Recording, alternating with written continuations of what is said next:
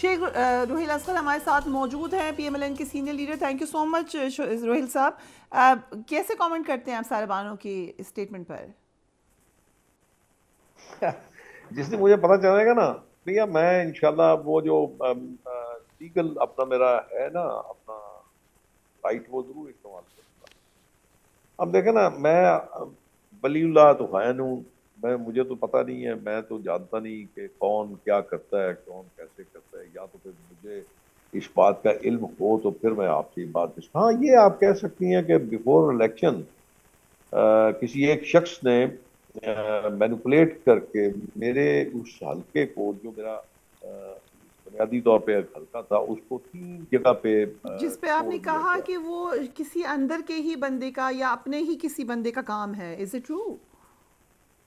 میں آپ کو گزارش کی نا کہ میرے اپنے اس حلقے کو 3 جگہ پہ تقسیم کر دیا گیا. اب میرے لیے بڑا مشکل ہو گیا. ایک جگہ میاں نواز شریف سنا تھا وہ الیکشن لڑ رہے ہیں، ایک جگہ مریم نواز الیکشن لڑ رہی ہے. تو اب ایک ہی حلقہ رہ جاتا تھا، پھر میں نے اسی میں چانس لیا.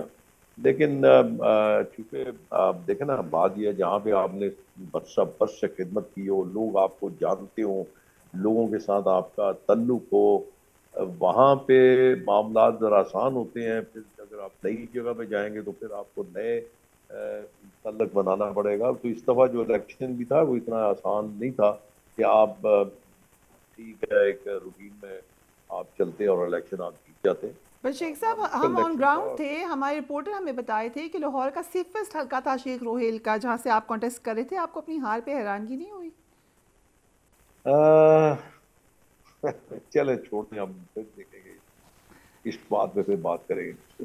چلے اس بارے میں بات کر لیں اور کہ ایک بات شخص پوری محنت کرتا ہے اپنے حلقے میں اور پھر لیڈرشپ آ کے لے لے. آپ کی پارٹی کی بات نہیں، جنرل بات ہے، اس پہ تو کامنٹ کریں. یہ ٹھیک ہے؟ اب آپ اس کے زیادتی کی بات کریں گے اب تو زیادتی تو پھر یہ تو سمجھنے کی بات ہے نا. اگر آپ سمجھ جائیں تو میرے خیال میں زیادہ بہتر رہتا ہے. نہ سمجھیں گے تو پھر وہ حالات خراب ہو جاتے ہیں. تو ٹھیک لیکن نہیں رہتا جمہوریت تو معاملہ. کھل کے بات کرنے کی ہوتی ہے. آپ تو کھل کے بات کرتے ہیں.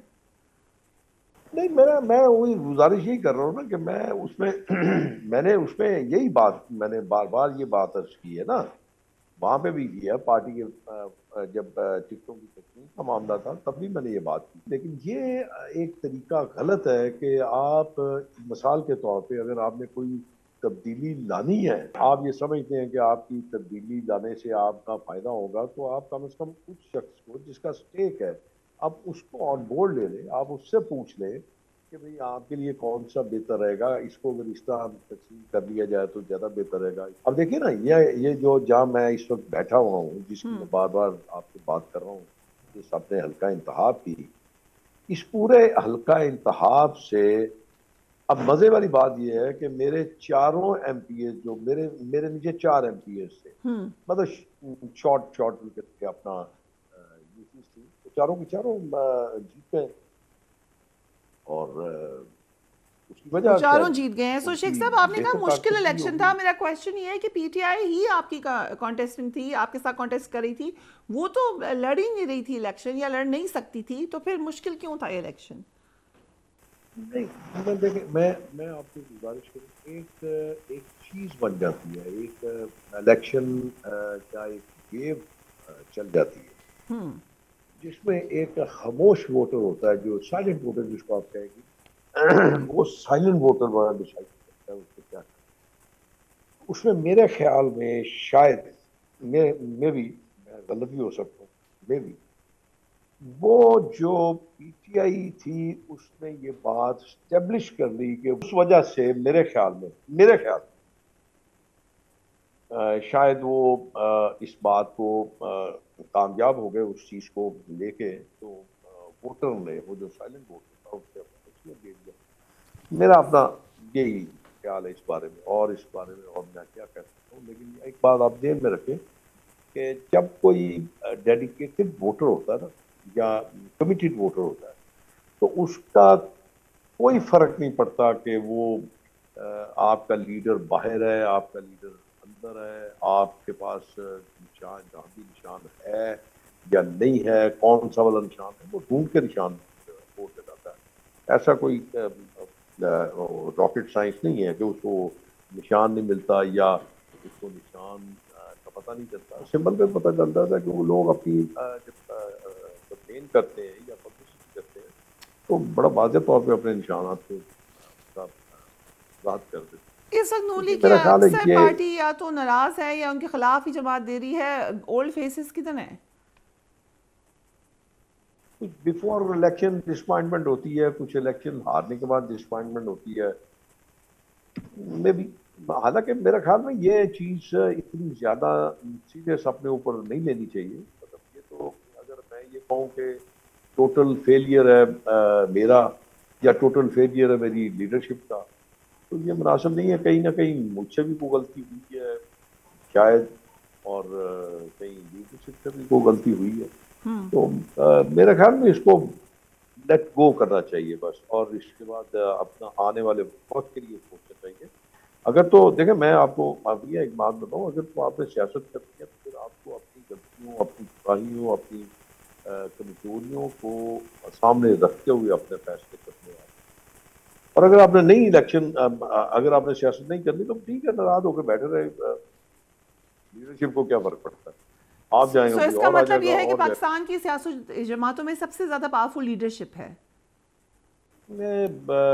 یہ کوئی ایک پارٹی کا نہیں, سب پارٹیوں کا یہی ہے. بالکل ایسے ہی ہے, لیکن یہ ہے تو غلط. Abuzar Salman Niazi, thank you so much for joining us on the program. آپ کی کچھ ٹویٹس میرے سامنے ہیں. آپ نے کہا سو سٹنگ ججز of high court will appear before a retired جج, اے گریٹ کامیڈی. آپ نے یہ بھی کہا جوڈیشری کے بارے میں جو سلوشن ہے اس کے حوالے سے کہ سٹنگ اینڈ سرونگ ججز are feeling unsafe, how will the retired جج be able to investigate independently. So یہ legitimate question ہے, but what other solution do you have in mind? دیکھیں Fariha, thank you for inviting me first. دیکھیں simple سی بات ہے, میں نے کوئی اس میں ایرسٹوٹل کی میکسم نہیں کوٹ کی. دس از سمپل لاجک اینڈ جو میں بتا رہا ہوں اس میں دیکھیں ایک پرنسپل ہوتا ہے ٹرائیکوٹمی آف پاور.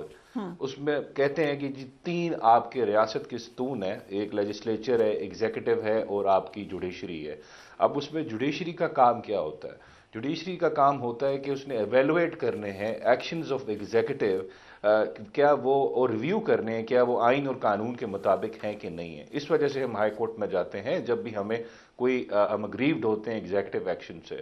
اب یہاں پہ اگر جوڈیشری جس نے ایویلویٹ کرنا ہے ایگزیکٹو کا ایکشن, اس کو ایگزیکٹو تھریٹ کر رہی ہے یا وہ تھریٹ فیل کر رہی ہے یا اس میں انٹرفیئر ہو رہا ہے, اس کو بلیک میل کیا جا رہا ہے, تو کیا ہم ایکسپیکٹ کر سکتے ہیں جوڈیشری انڈیپینڈنٹ ہے؟ نہیں, میری نظر میں نہیں ہے. But وہ do you کمپرومائزڈ believe, ہے آپ یا کا وہ آپ اس کا کو اپنے ڈرا کے فیصلے ایکسپیرینس لیے سے جا رہے ہیں. آپ کو یہ لگ رہا ہے, کیونکہ آپ کی یہ بھی ٹویٹ ہے 27 مارچ ہی کی, the way things were operating it was bound to fall.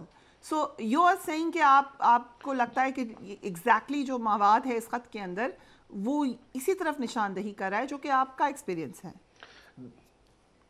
دیکھیں ایک بڑی اچھی کتاب میلکم گلیڈویل کی دا ٹپنگ پوائنٹ, اگر آپ نے پڑھی ہو, ہر چیز کا ایک نا لاسٹ مومنٹ ہوتا ہے, اس کے بعد وہ لاوا پھٹتا ہے. تو یہ ٹپنگ پوائنٹ تھا کیونکہ جوڈیشری پہ بہت زیادہ کوشچنز آ رہے تھے. اب جوڈیشری کی جو ایکسیپٹیبلٹی ہوتی ہے وہ ہمیشہ پبلک گیز ہوتی ہے یا پبلک اسکروٹنی ہوتی ہے. اگر پبلک کوشچنز کرنا شروع کر دے, جوڈیشری لگے کہ ایگزیکٹو کے اندر کام کر رہی ہے, کہ انفلوئنس میں کام کر رہی ہے, تو اس کی پریزنس جو ہوتی ہے وہ ارریلیونٹ ہو جاتی ہے, اور this is where the judiciary loses the game. اس کو لوگ ارریلیونٹ سمجھنے لگ جاتے ہیں. تو یہ بالکل جب 8 فروری کا الیکشن ہوا, اور ججز کو بھی پتہ ہے, وہ بھی انسان ہے ہماری طرح, کہ ایک پولیٹیکل پارٹی کے ساتھ پاکستان کی بڑی میجورٹی کھڑی ہے پبلک کی, تو ان کو بھی پبلک ریلیونس چاہیے ہوتی ہے, اپروول چاہیے ہوتا ہے, لیجیٹیمیسی چاہیے ہوتی ہے. یہ نیچرل سی بات ہے. تو ظاہری بات ہے یہ چیزیں آنی تھی, کیونکہ سب کو پتہ چل رہا تھا کہ ہمارا جوڈیشل پروسیس کمپرومائز لگ رہا ہے. جس طرح اس ملک میں 3 فیصلے ہوئے, کنوکشنز ہوئیں, رائٹ ٹو ڈیفینس دیے بغیر, جتنا شام ٹرائل ہوا, سیکرٹ ٹرائل ایک جیل کے اندر ہوا, اس کے بعد پبلک کوشچنز کر رہی تھی, اور یہ دا ججز ور فیلنگ دا ہیٹ. اس کے اب بعد جو یہ آنا ایک سلوشن ہے, نیچرل آپ نے بات کہا تھی, اس نے آنا ہی ریٹائرڈ آنا جج تھا. کے سامنے سٹنگ جج جائے گا, یہ آلموسٹ کامیکل ہے. آپ کو لگتا ہے کہ یہ سلوشن نہیں ہے؟ دیکھیں بالکل یہ سلوشن نہیں ہے. I have serious reservations why the Prime Minister met the Chief Justice. He is the executive head as per the constitution and rules of the business. इसमें सू मोटो होना चाहिए था, सुप्रीम कोर्ट का लार्जर बेंच बैठना चाहिए था. The PM is an accused in this case क्योंकि he is heading the intelligence agencies या आपके इदारे वो जिन पे इल्जाम लगाया गया है. सो इस पे तो उनको एज अ मुल्जिम पेश होना चाहिए था, उनके साथ मिलकर आप नहीं फैसला कर सकते. Meeting in a unique situation and you are saying कि उनको ये मुलाकात नहीं करनी चाहिए थी. जी बिल्कुल. इस पे जुडिशियल फंक्शंस परफॉर्म करते हुए उनको नोटिस एंड समन किया जाना चाहिए था. और बाकी वो लोग जिन पे इल्जाम लगा हुआ है, इस तरह ये रिटायर्ड जज कैसे इंक्वायरी करेगा? यहाँ पे सर्विंग जजेस जिनके पास सिक्योरिटी है, प्रोटोकॉल है, वो थ्रेटेंड फील कर रहे हैं. रिटायर्ड जज क्या उसको तो 3 महीने के लिए पावर्स मिलेंगी, फिर उसने रिटायर होकर घर वापस भी जाना है. तो हाउ वी कैन इंश्योर कि he is independent? How we can sure he will be impartial? या विदाउट एनी फियर वो अपनी जो फंक्शंस परफॉर्म करेगा? ये तो इलॉजिकल सी बात लग रही है. मुझे इस चीज की समझ नहीं आ रही. एक पर एक चीज बात करूंगा यहाँ पे. देखें, एक आखिरी बस कंक्लूड करूंगा. देखें, ये जो था ना, अब ये जजेस के ऊपर भी प्रेशर पड़ना शुरू हो गया. ये स्टार्ट हुआ था एक पॉलिटिकल पार्टी के साथ, वहां से ये जर्नलिस्ट पे आया, फिर लॉयर्स पे भी आया, और at the end of the day ये जजेस पे भी आया. ये मार्टिन ल्यूनेमर था, उसने बड़ी प्यारी बात की थी नाजी जर्मनी के बारे में कि first they came for the trade unions. I did not speak because they were not attacking me. Then they came for the socialists. I did not speak because they were not attacking me. And then they came for me. And there was no one left to speak for me. तो ये बिल्कुल अब यहाँ पे ये बात आ गई है कि आखिर कहीं तो फुल स्टॉप लगना था, लेकिन नहीं लगा. सब खामोश थे. जुडिशरी खामोश थी बिल्कुल. जुडिशरी ने नहीं फंडामेंटल राइट्स को प्रोटेक्ट किया. तो this was bound to happen.